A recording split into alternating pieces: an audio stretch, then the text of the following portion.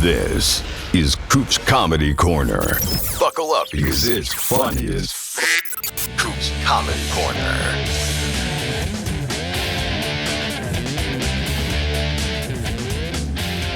Welcome to Coop's Comedy Corner. I'm Steve Cooper. I'm your host. I want to give a shout out to Jimmy Corhan and Comedy Trainwreck. They produce some great shows. They're bringing me in every week. And I want to give a big shout out to my sponsor. My sponsor, if you're down in Maple Shade, right on Route 73 is Laurel Lanes. You know, Laurel Lanes is the ultimate entertainment center. They have 60 lanes of bowling. They have a state-of-the-art arcade games. They have a private luxury suite. I mean, they have something for everybody. And you can go there for corporate events, birthday parties, or just a night out with friends. And when you're hanging out, they have this great restaurant bar called Splits. I actually host a networking event there once a month called Cocktails with Cooper. We get a big turnout. And if you host a networking event with them, they'll give you 10% back to your charity of choice for the first time you host. And they have a happy hour every Monday through Friday from 4 to 7. And they have events during the month like beer pong, karaoke, trivia. So just go. It's fun. And on your way out, stop at their ice cream place. It's called Lickety Splits. They have homemade concoctions. And they even have ones with alcohol. And I've had the butter pecan bourbon, and it's very good. So people, check out Splits, Laurel Lanes, laurellainesnj.com. Check out Splits there. And they're right down on Route 73 in Maple Shade. Anyway, I'm talking about junk food and ice cream. And my guest today has a cookbook about eating, not a cookbook, a book about dieting and eating clean. And he did Cooper Talk, 13 years ago. And I had been a fan of his work. I saw him on The Tonight Show. He was in the movie Roxanne. And now we have his book coming out. It's called There Is No Wagon. When it comes to dieting, you can't fall off. And my guest is Steve Mittleman. How you doing, Steve? Hey, how are you? I've got to say, great to see you. Thank you, Steve, for inviting me to do this. I got to tell you, in 90 minutes, I'm going bowling. I'm in a league. It's just, the synchronicity is just nuts. And I love it. I'm not good at it, but it's a bunch of old Jews and one guy who is definitely not Jewish. And we have a lot of laughs, and we are very encouraging, and we do okay. But I suck. No, generally suck. Maybe better tonight because I said that. I unjinxed myself. I'm not good at bowling, and I always blame it because I'm blind in one eye. So I say I have no depth perception. But you don't need depth perception for bowling. You just pick up the ball. See, I always curl it. My wrist curls, and I get this wicked curve. Yeah, I know. I get it. I understand. I did something. I had a screwball with I'm right-handed. I had a screwball, and it was eventually, but I had it for like 30, 40 years. I mean, literally that long. And somebody says, no, you got to get a new ball, and they'll drill it, and you can go right. And now I got a bit of a hook. Not terrible, but it's a decent hook, a little curve. Still the right side. Somebody wanted to teach me the two-handed bowling recently, but I thought it was too. But I also see through. I'm not blind in one eye, but I only see through one eye at a time. Seriously, I have strabismus, and which is a little better at times. Depends if I'm tired or not. Is one eye will go that way, one eye will go that way, and I have something called horror fusionalis, which is my eyes don't fuse. One eye at a time, and that's it. That's all I get. So in a way, I'm blind. I'm always blind in whatever I am not looking through. But I have a bit depth perception. It's pretty crazy, but that's there's an expression, terminal uniqueness. I'm terminally unique. Well, I always say, because we don't have good depth perception, we're the crappiest parallel parkers because we can never judge it. It takes like 5 times to pull in because you go back in, and it's awful. You know what was one of the most embarrassing things about my childhood is on my first driving test. I took 3. I passed on my 3rd, right? On my first driving test, it said hit a tree. Is that the worst? The worst. I actually had to look at those words, hit a tree. And here's comedy. You know how comedy is? I love the irony. Wherever there's irony, there's comedy, right? And my dad, who taught me how to drive, right? Also in school in Queens, we had driver's ed, but my dad also taught me how to drive. On the way to my driving test, that first test, he got into an accident. The guy that taught me how to drive. That's your work's cut out for you. So okay. So let's get to this book because you know what I like. I like it. And the opening, you say you are not a medical expert, which is very important because we come from a day and age. You go on LinkedIn, everybody's a self-proclaimed expert. I always say Yeah. I'm a self-proclaimed expert when saying if people are experts or not, Well, because everyone's an expert. you can't do that. You just can't do. You can't say that.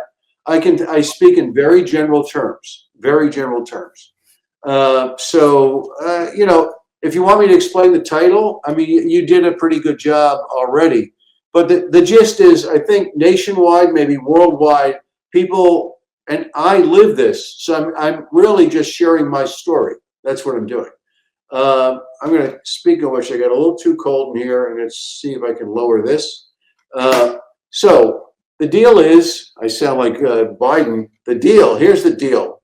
The deal is, everybody in the world, from the first time they ever need to be on a diet, and my weight would go up and down 20, 30, 40 pounds, but I'm 6'4", and it doesn't show as much, it just doesn't show as much.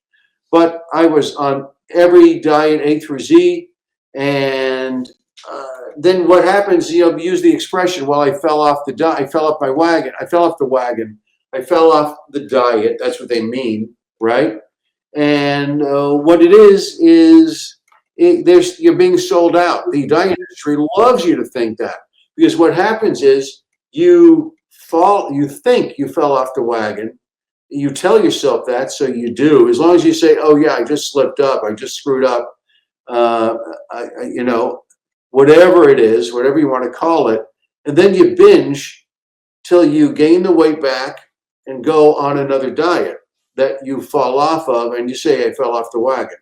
Even scientists use the expression, even nutritionists, doctors, the pros, eating disorder specialists, they go, well, you got to get on this, you got to get on, you fell off that.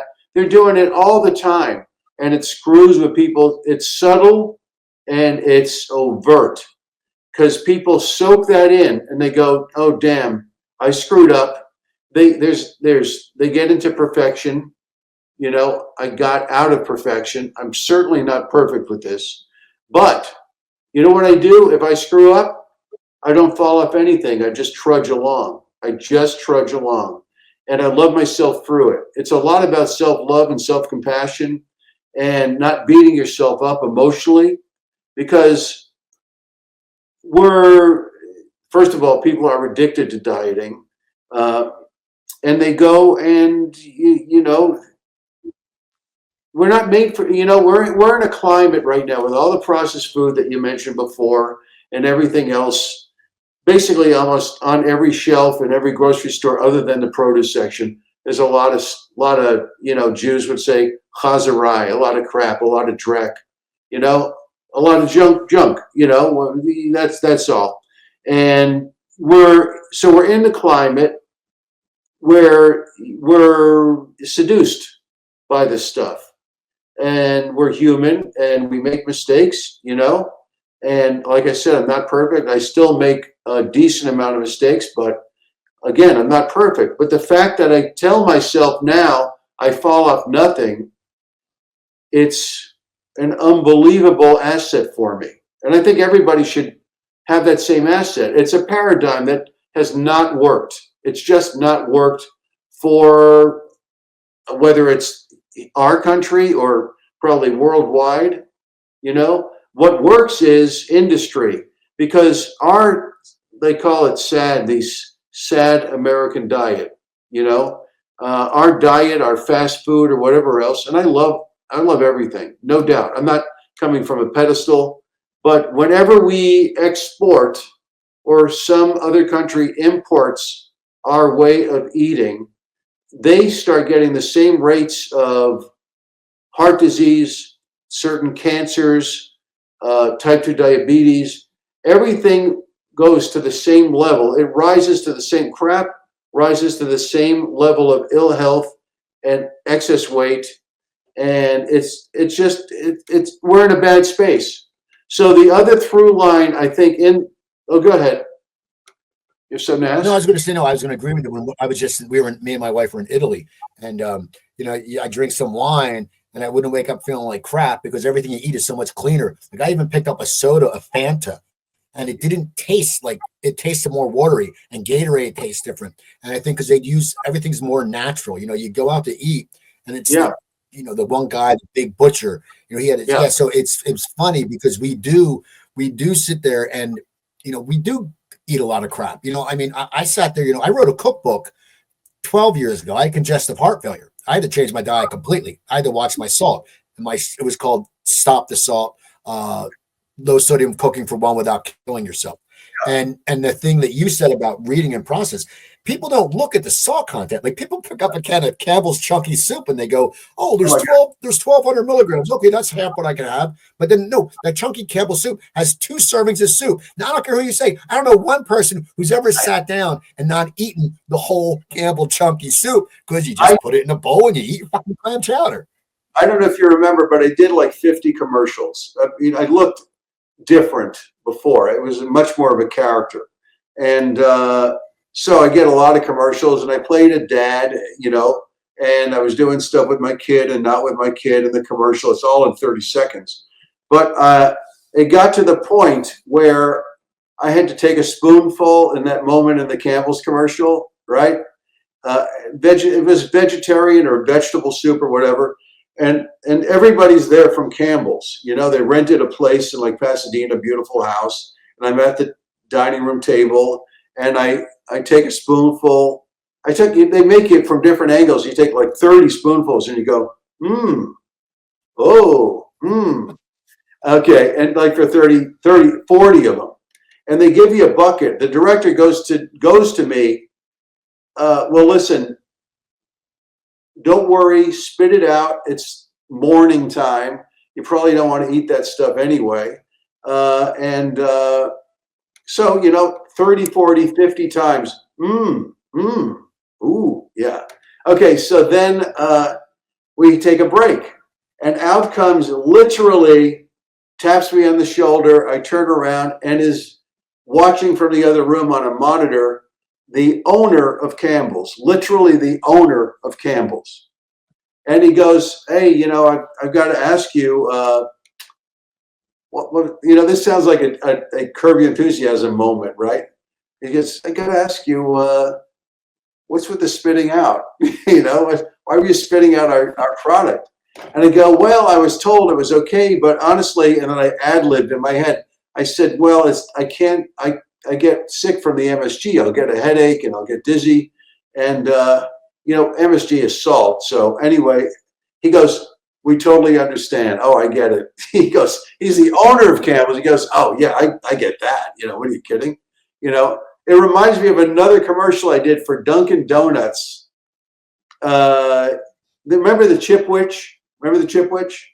Yeah, yeah, I love that thing. Yeah, yeah, like 30 years ago. So Dunkin' Donuts came up with their own Chipwich, their own Chipwich. Okay, and I had to take a bite. It was that moment in the commercial where I had to take a bite. Remember the guy with it was like a time to make the donuts. He'd get up at like 4 in the morning. Yeah. So he was in the commercial. I was in the commercial, and I was like, "Oh wow, I love Chipwiches."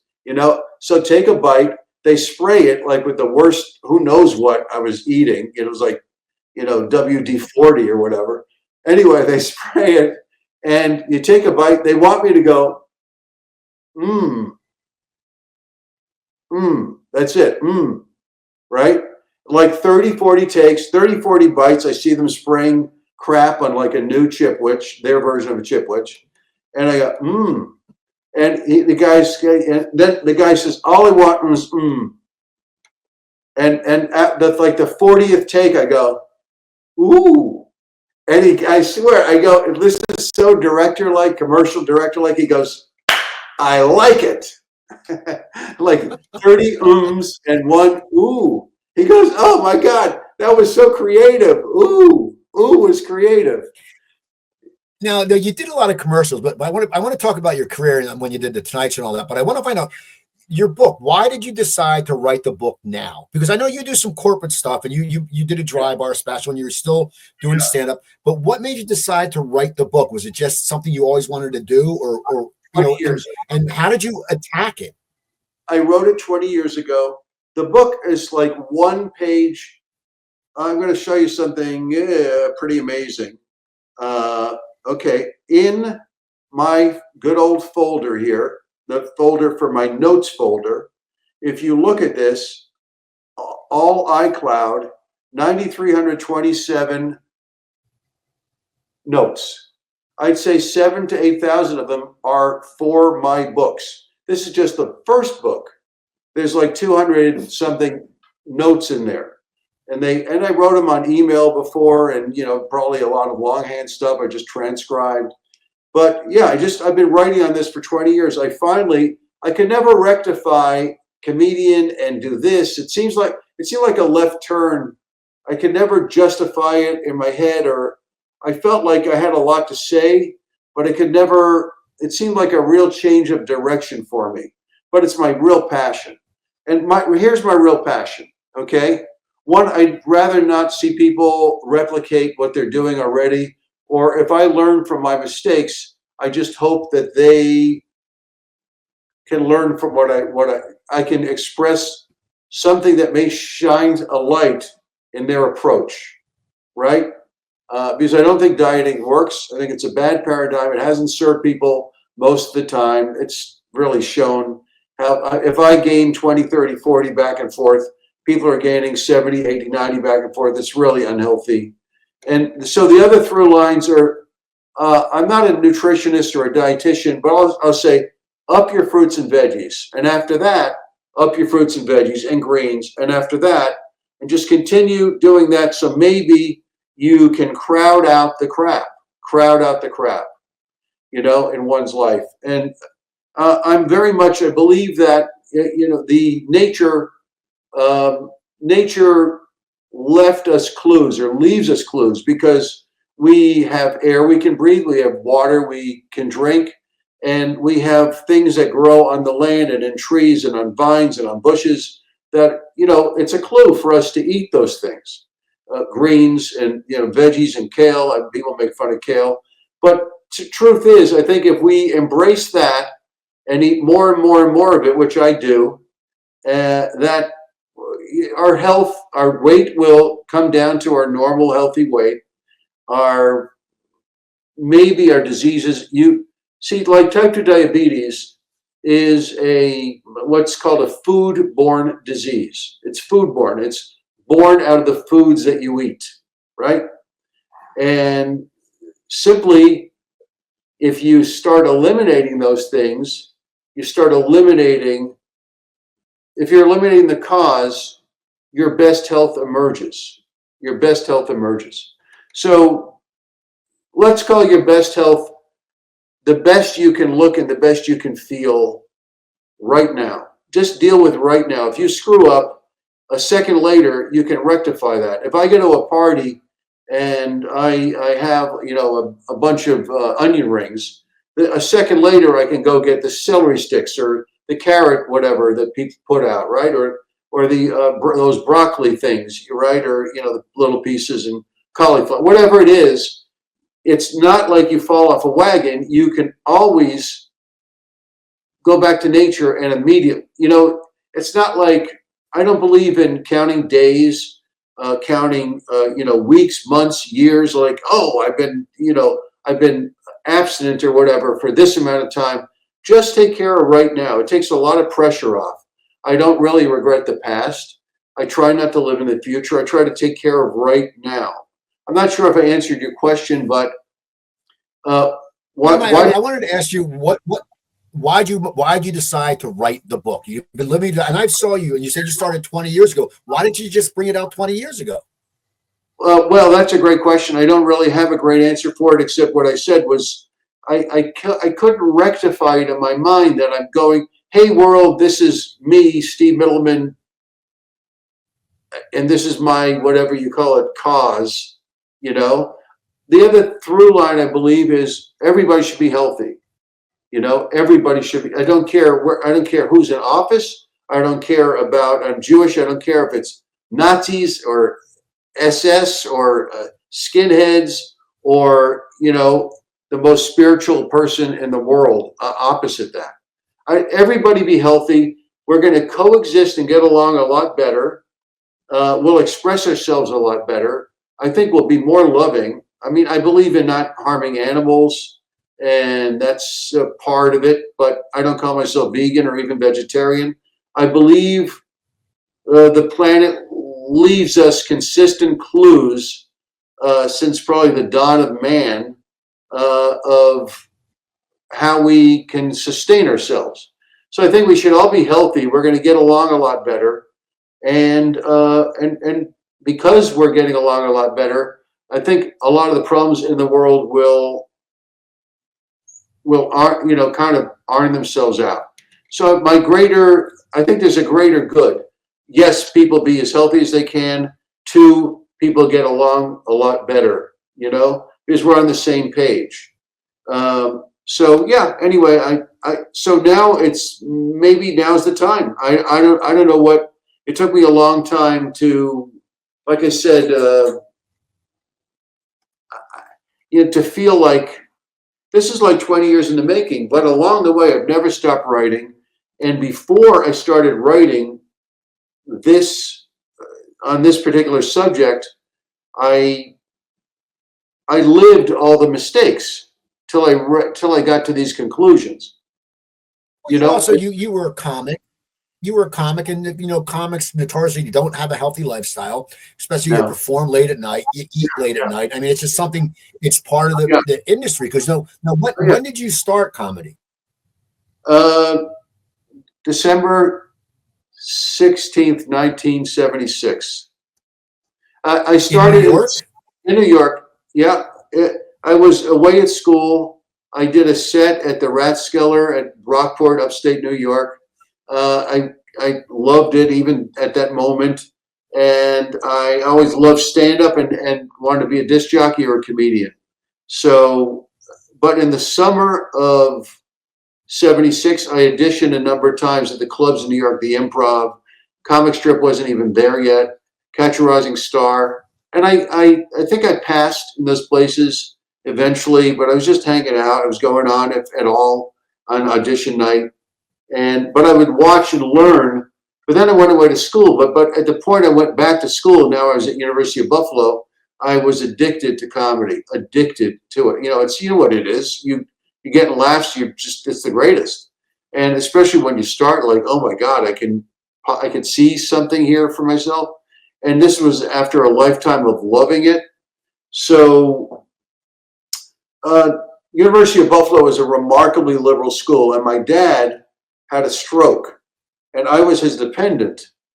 But if I was going to school and had 12 credits in school, I could get from Social Security, because he had a stroke and I was his dependent, like $150 a month. So I went to the very liberal professor in the very liberal school. I said, can I do an independent study called stand-up comedy? And he goes, yes. And in that moment, I mean, I just got chills. I literally had 12 credits of stand-up. So December 15th was the last day of the, I guess,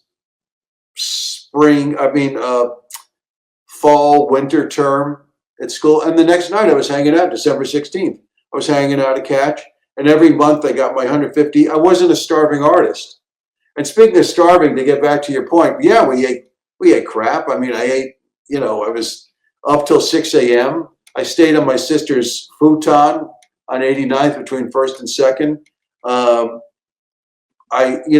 If they liked you, usually if you went on stage, got on stage and did a set, you get a burger. If they loved you, you get like shrimp scampi, And if I did more than one club a night, I was eating 2 burgers a night.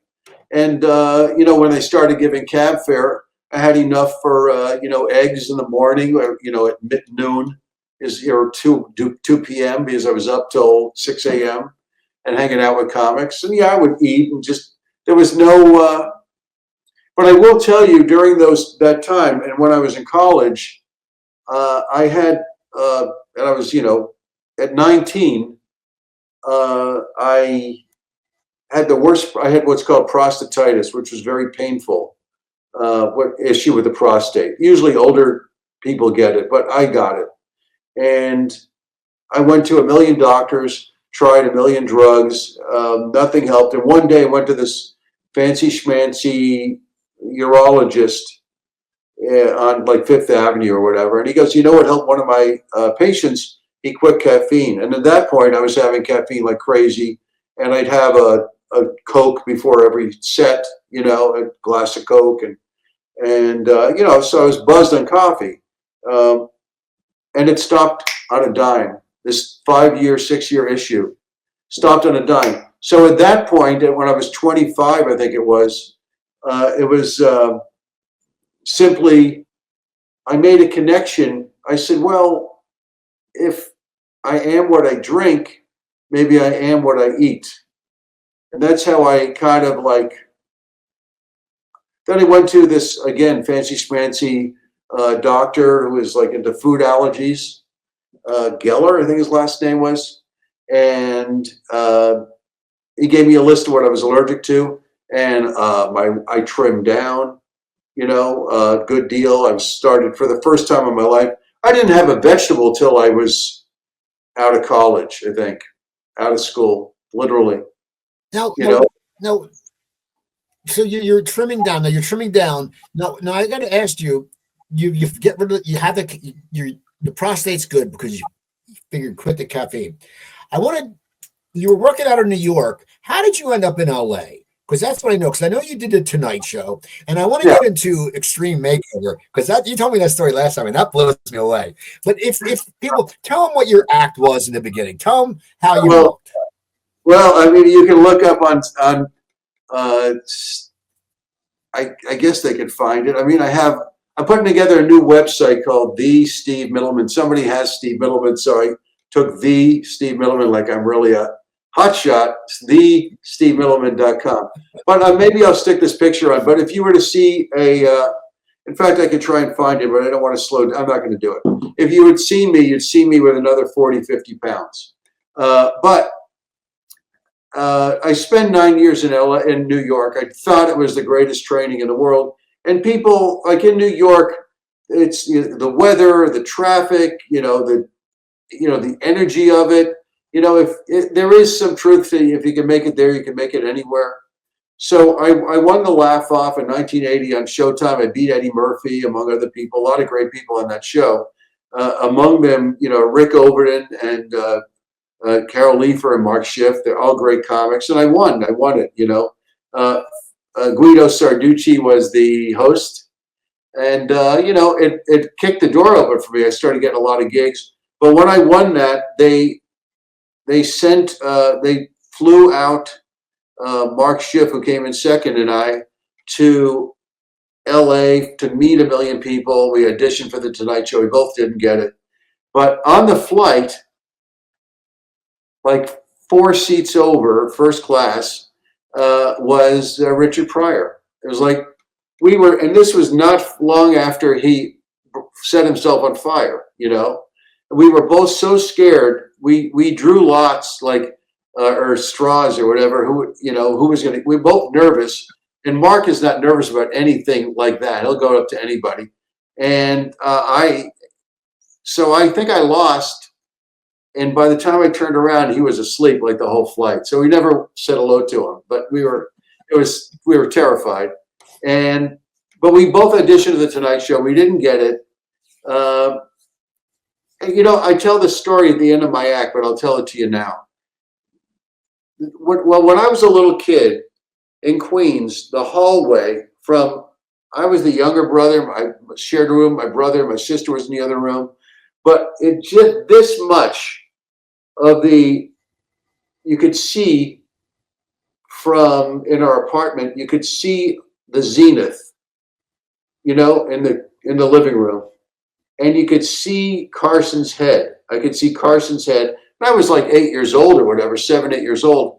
And I'd hear him tell jokes, and then I'd fall asleep. I go, man, that sounds like a lot of fun. And I would see comedians on Sullivan, right? But I auditioned for the Tonight Show. And when I would do clubs around the country, it's like you go for like 5 or 6 days. It was 6, 7, 8 shows a week. And you get really good from all that stage time. And people would come over to me and go, after the show, they go, you do Johnny? That's how he was, just Johnny. Everybody knew it was Johnny. You do Johnny? I go, no, not yet. And then they would do this. They would go, you're Johnny's kind of comedian. You're Johnny's kind of comedian. I'm telling you, you're Johnny's kind of comedian. And I go, well, thank you very much. Then I'd audition again for Macaulay, Jim Macaulay, the booker.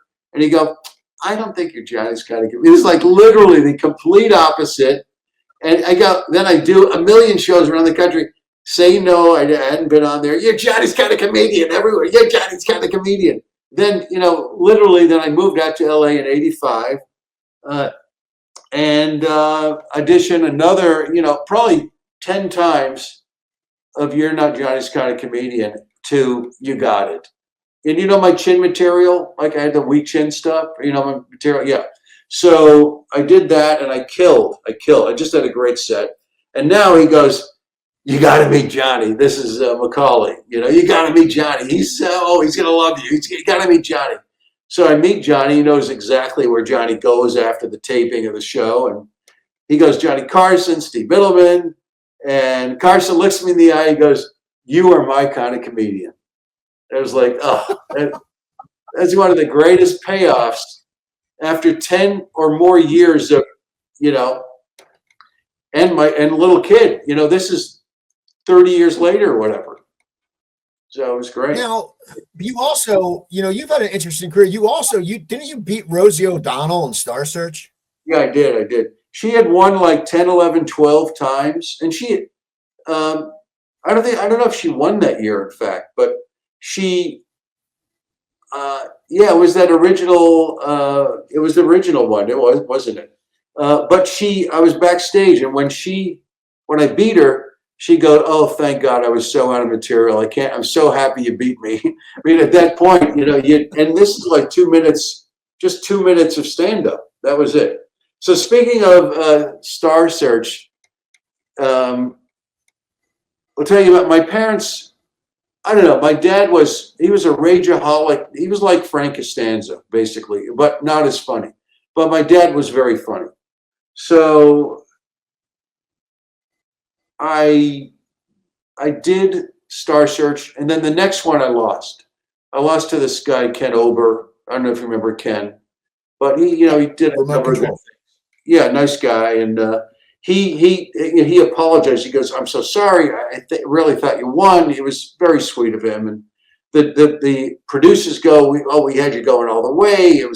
I can't believe you're out of here after 2 shows." And so, but I was very disappointed. And what happens is I never heard from my parents. You want to hear from your parents, good luck or good try or congratulations on the first win. I don't hear anything, nothing from my parents.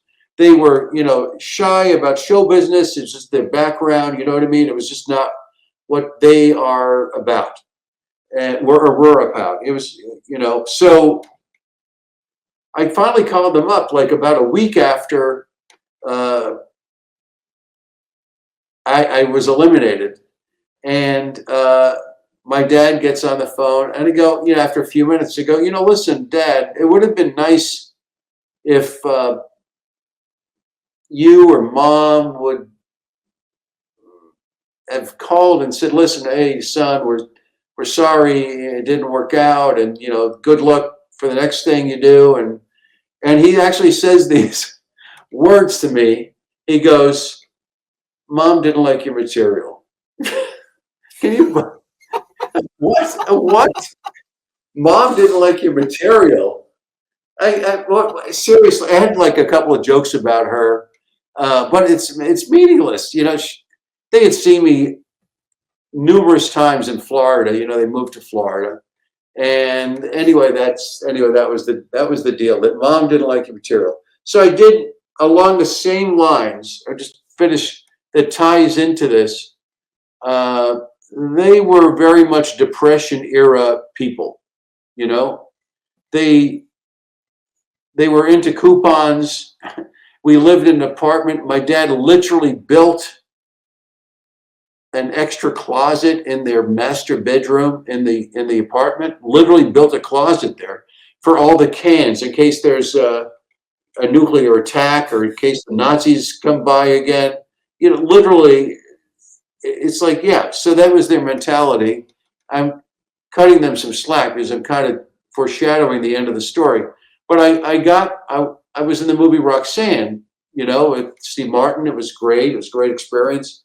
You know, they had the big, you know, red carpet and the, you know, the big deal. You know, I was on Entertainment Tonight. I was like the sixth lead in the movie, right? And it was a great experience, amazing experience. One of the highlights of my career. And so it got great reviews.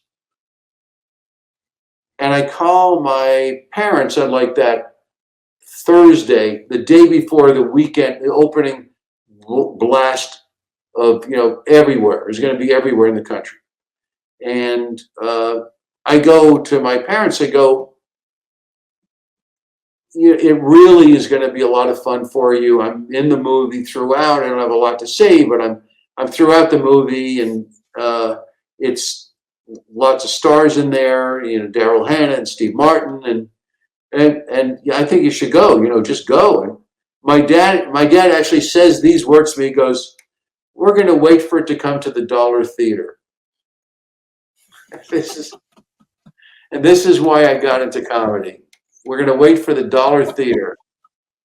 You got a son in a hit major studio release, Dollar Theater. Anyway, but that's crazy. Okay, so back then you did a lot of the chin material. Okay, Oh yeah. So that was, you know, and you were getting commercials with that. Oh so, yeah.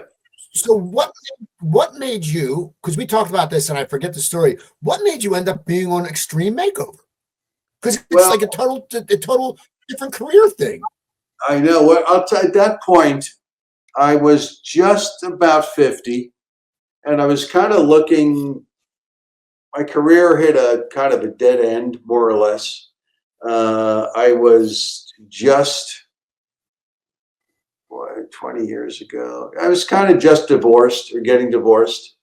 I had watched the show when I was married with my ex-wife, you know. So, in fact, that was at the time Wendy Kaminoff, and she was from Cherry Hill. I think we talked about that. So that's near the neck of the woods. So anyway, so I knew the show, I was familiar with it. I thought they only used the best doctors, and so I got an email from an agent, Chuck Johnson, if you know who he is, and he goes, "They're looking for a comedian for Extreme Makeover. I think you'd be perfect for this." And it was kind of a meeting of the moment. You know, it was like, again, I was kind of burnt out. I was kind of getting depressed. You know, I was hitting 50. Now I'm about 70. And I went, well, I've seen the show. Maybe it'll give me a boost in my career. Maybe it'll give me a boost in my emotions, my attitude about myself. And I said, eventually I said, okay, I'll do it. You know, I thought because of all my credits, I've done like 100 TV shows and all the commercials and sitcoms and, you know, a few movies. And I thought I had a great shot versus other comics. And my whole thing is about having a weak chin and self-deprecating material. And I said yes, and they said yes. And it's sort of like it's like a carrot. You're chasing a carrot. Once you think, oh, I'd like to do this, you know, you go, I want it more and more and more, and you're chasing this carrot. And then the carrot, I caught the carrot. You know, they said, yeah, sure, we want you. So I'll tell you an interesting thing that I stuck on YouTube was the producer's interview of me. I stuck in I think it's about 12 or 14 minutes, where I get into the kind of the depths of all this. So if anybody wants to look at go to YouTube and see Steve Mittleman Extreme Makeover. There's clips about my Extreme Makeover on there from ABC, and they tape you. They tape every moment, even of your surgeries, and they cut like 40. I think it was about 50 hours into 20 minutes. That's all it is. Do you remember Taxi Cab Confessions on HBO? They literally taped for that. I always wondered why those people would sign. Like, there's some guy going down on some girl in the back of a cab, and they signed a release form. So somewhere their parents are going, "Oh, look, my daughter's getting eaten out on a national TV." I never understood why they'd sign the damn release forms. But I will tell you, along those lines, they taped literally like 2,000 hours, and they cut it into 10 minutes, 15 minutes. There's a lot of tape. But when I taped Extreme Makeover in my 40, 50 hours that they had me on tape, the producer, this guy, I believe it was Brett, pretty sure Brett, great guy, he begged the producers of Extreme Makeover, use him for the whole hour. Give him a whole hour. It'll be great. It's captivating. And they wouldn't do it. They paired me up with like another person, which somebody who's becoming a plastic surgeon. So it was kind of a good fit, for the show. And, but yeah, I got so good at it that, over the weeks, it's like a 10-week process. I'd say to the producer, "Hey, you want serious? I'll give you serious. You want funny? I'll give you funny. You want touching? I'll give you touching. You want insightful? I'll give you insightful. You want light bulb going on? I'll give you a light bulb going on." I was so smooth with all that. If you're getting interviewed for 40, 50 times, and I was funny, you know what I mean, during the interview time with the doctors. And so, yeah, I just got really good at it. And then, I'll give you the big punchline. It takes about, like I said, about 9 or 10 weeks. It's funny. They said that we were in the makeover mansion, but there is no such thing. They rent a place that they just take there briefly, but you stay in a long-term, nice hotel. It was near the Beverly Center in LA. And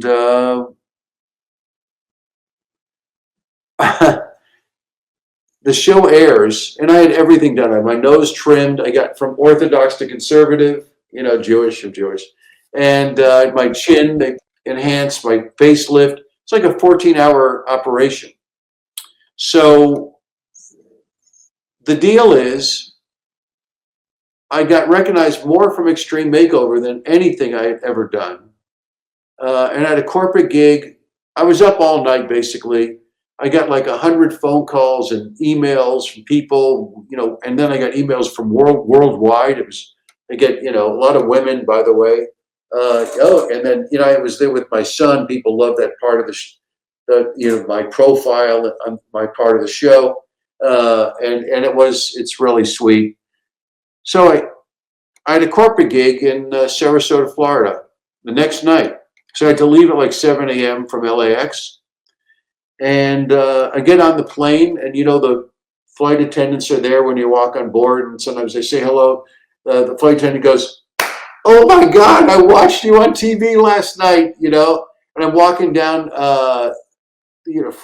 people high-five me in first class, and it's like, "Hey, wow, there's the guy, good for you, Steve," and and I get to my seat, and we take off, and this. The drink cart attendant is coming, pushing the cart, right, and taking drink orders. And she goes, she looks over, she goes, "Hey, good for you, I saw, good for you," and the woman next to me, she doesn't know anything. She doesn't have to watch the show or anything, and she puts down her magazine and she goes, "I've got to ask, what is all this congratulations about?" And I said, "Well, I just got an Extreme Makeover."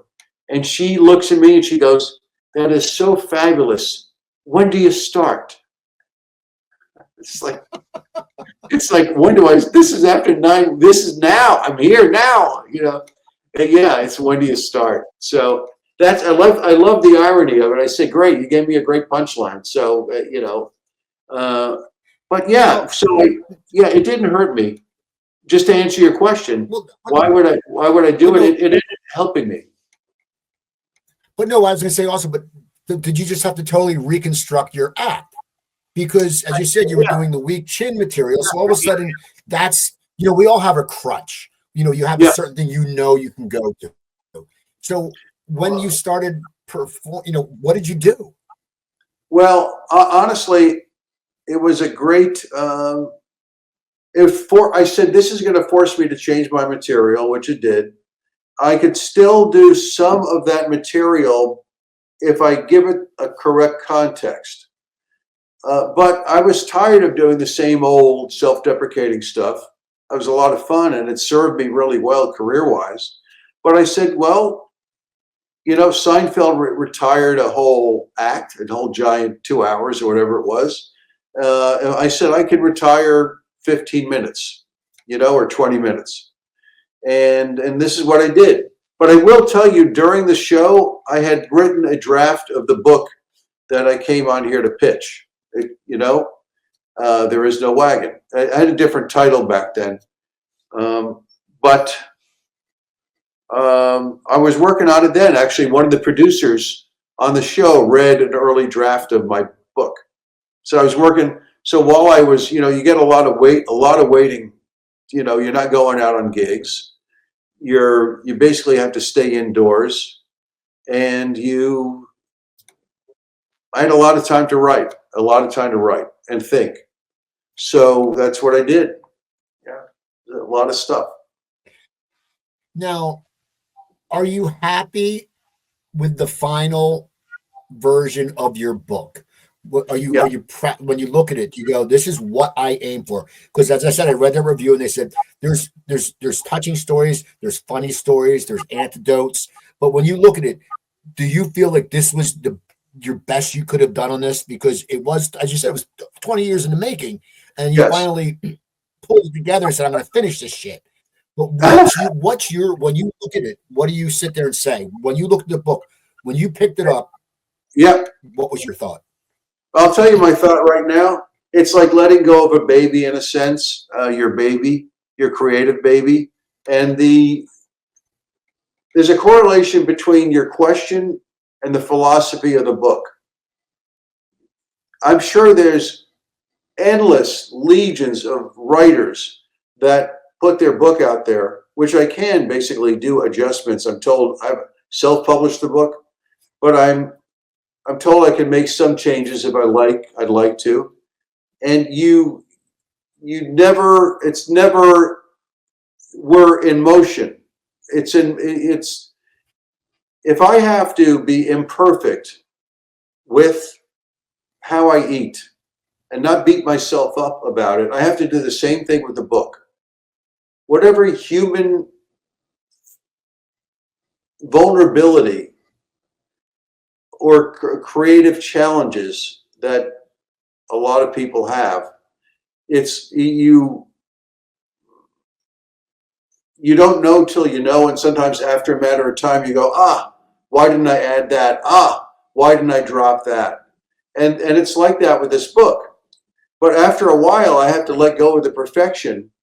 It didn't serve me, um, and and if I need to change it, I'll change it. But I think the greater good of the book. If somebody wants to order the book, by the way, it's going to be out soon on there's some little paper thing that needs to get straightened out of paperwork. But I self-published the book.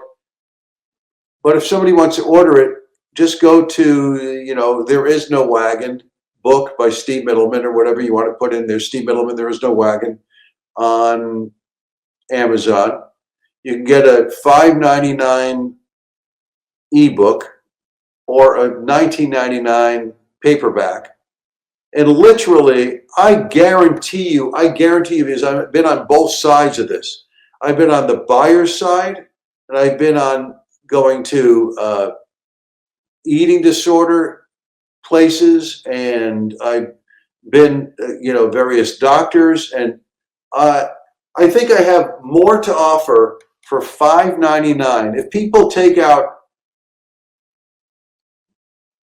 X amount of nuggets of lessons, or just get inspired or encouraged for $5.99 or $19.99 for a paperback, it's an absurd versus spending $100 for a nutritionist or an eating disorder specialist or a therapist. Could be $150, $200. I guarantee you right now. I know I've listened to them. I've watched them. I just like everybody else. There's PhDs worth of information online. I guarantee you what I share in basic terms, in loving terms, is in self-loving terms, is just as good, if not better, than spending a lot of money. I'm not saying if you need it, go to experts. I'm not accredited. I have my life experience. I've been eating my whole life. So, yeah. Anyway, that's my pitch for myself. But in my heart, my soul, I know I'm as good or better than a lot of pros out there. That makes sense. Well, you know Yeah. what? They should people check out the book. I'm going to read it because you sent me a copy. I'm going to read it. Instead of looking at it on a computer, I'm going to be like, ugh, I hate reading stuff off the computer. But Yeah. I got one final question for you. I always ask Sure. my guests this. Yeah. Looking back on your career and your life, you've been on TV, you've been in Yeah. movies, you've done commercials. Now you wrote a book. You've been on all different things. What are just one or two of the things that you're most proud of in your career and life? I'll tell you an offstage thing I'm proud of. Almost everybody, because I hear this all the time, when somebody mentions my name to somebody quotes them, they go, if they're in the industry and I've crossed paths with them, they go, what a lovely guy, what a sweet guy, what a nice guy. I get that all the time. And the other thing, I don't know if this makes two of them, but they're kind of related. When somebody I know mentions me to somebody else and they know me, they go, I love that guy. I love that guy. It's one of the nicest, you're on the planet. That's my thumbprint, my personality thumbprint, as far as actually on camera stuff. Well, I mean, doing the Tonight Show, that was a dream come true. I worked with Woody Allen and Steve Martin within a year of each other. I was in radio days so I worked 9 days with Woody Allen, which was great. And I'm cut to shreds in there, but and there's a thing I did for the Thames Network in London. I did the Des O'Connor show a few times. I was even on the Best of Des. And my first appearance, they interview you and they have everything on these giant cards, cue cards, right? So Des is sitting over here, I'm sitting over here, and I don't know if he got drunk before the show or whatever, but he kept screwing up my questions, and I was making fun of him screwing up my questions. So after, I don't know, a few minutes of this, I said, Des, why don't you sit in my seat and I'll be in your seat and I know the questions to ask and my answers are right here. You answer as me. And it was like, oh my God, did that take off? And the crowd went nuts. And I could never find I've looked every once in a while. I've emailed people and producers and I can't get I would love to get a copy of that, but I'm very proud of it. I would love to have seen it.